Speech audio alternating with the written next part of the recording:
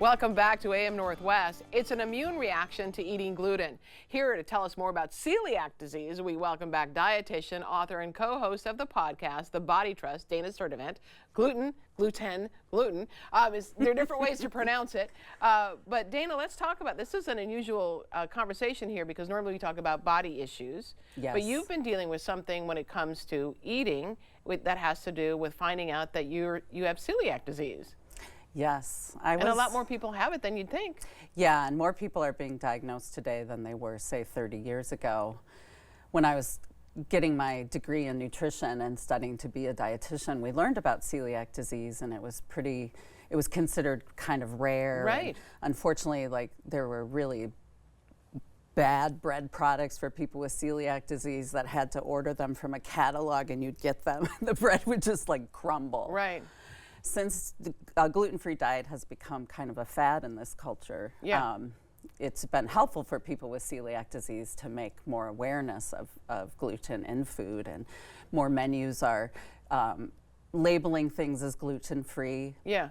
We still, as people with celiac disease, need to be careful when eating in restaurants, because just because it's labeled gluten-free doesn't necessarily mean it's not cross-contaminated. Because sometimes they cook things in the same place that they cook non-gluten-free items in. Correct. As well. Yeah. So even a small speck of gluten for somebody with celiac disease will flare symptoms. How did you realize that something's wrong here, and how did the doctors figure out you have celiac disease? How did that happen? Well, looking back, I think I've had it since graduate school when Yeah. I was incredibly stressed out, and I developed chronic pain, and I also developed a lot of sinus issues. Yeah. And then in menopause, which is common for people after they give birth, some of the hormone changes in menopause.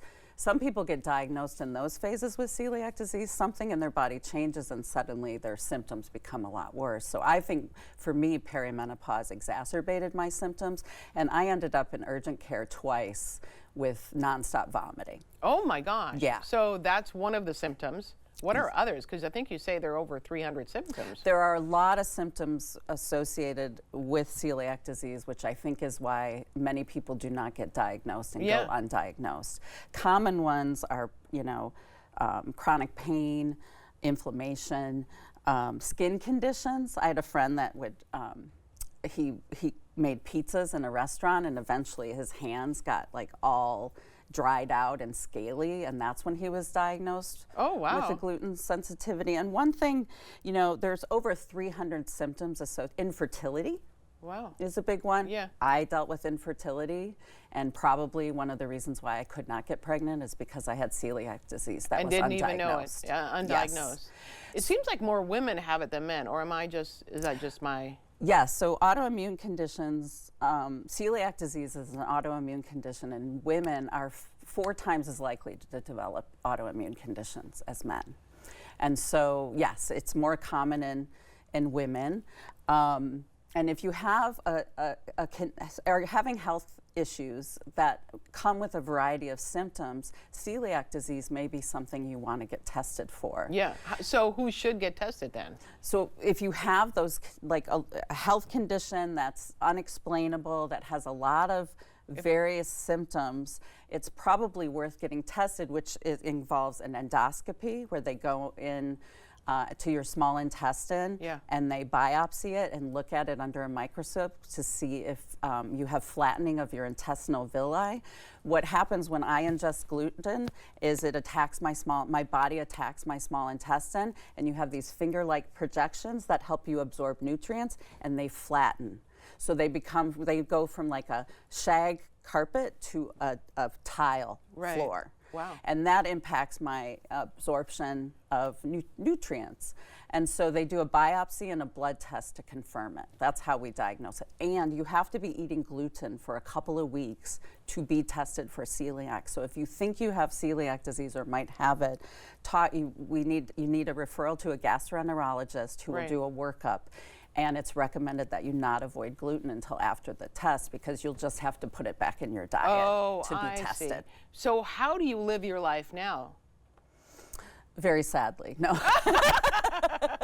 I'm sorry. One thing I want people to know, and one reason why I want to talk about this as a dietitian who specializes in eating disorders, is there's a grief process when we are diagnosed with a chronic health condition. Oh, that makes sense. And celiac disease is considered a disability because my access to safe foods for me to eat is diminished, especially when I travel.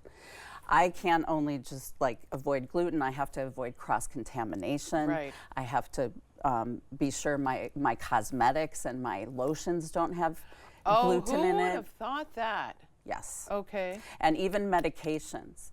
Many medications contain gluten, and it can be incredibly hard to find out if your medication have gluten.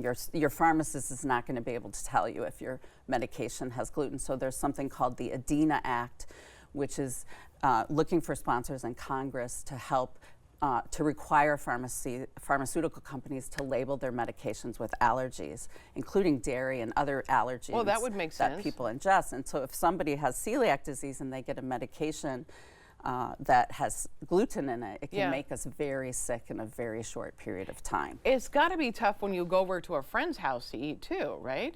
Yes, yes. So what do you bring your own items? Do you tell them here's what to stay away from? Obviously bread products. Yes, soy sauce has wheat in it. Some vegetable bouillons. Are the and things gluten-free items now better than they used to be? Gluten-free items are so much better. Yeah. And living in Portland, I feel very lucky because there's good bakeries and there's good food out there, and it is possible to eat a gluten-free diet and have a lot of pleasure and satisfaction. Yeah. It's a process, though. I tell my clients it's like a year-long process of getting it out of your diet. You start with the obvious things, and then over time you're discovering these little places. Even when I go to a restaurant, one waiter will tell me it's gluten-free, and the next time I go, they're like, well, it's ground in a same grinder that we grind our breadcrumbs in, so I wouldn't recommend it. So you can hear one thing from somebody and something else from another server. So there's always a safety risk. Right. I'm lucky in that there's a spectrum of severity, and when I'm exposed to gluten, I have symptoms, but it doesn't lay me out for 2 weeks. Right. Other people get a little gluten and they get blisters throughout their entire GI tract and suffer for like 2 weeks. Wow. So there is a spectrum, and celiac is different than somebody who has a gluten sensitivity. Right. Okay. It's much more severe. Much more severe. So we want to tell everyone, if you think you need to, get tested so you can find out. We also want to let everyone know Adina Sturtevant is on the Body Trust podcast. Check it out. Thank you so much. I'm glad you're doing better. I'm feeling much, much better. Okay, good. All right, we'll be right back with more AM Northwest. Don't go away.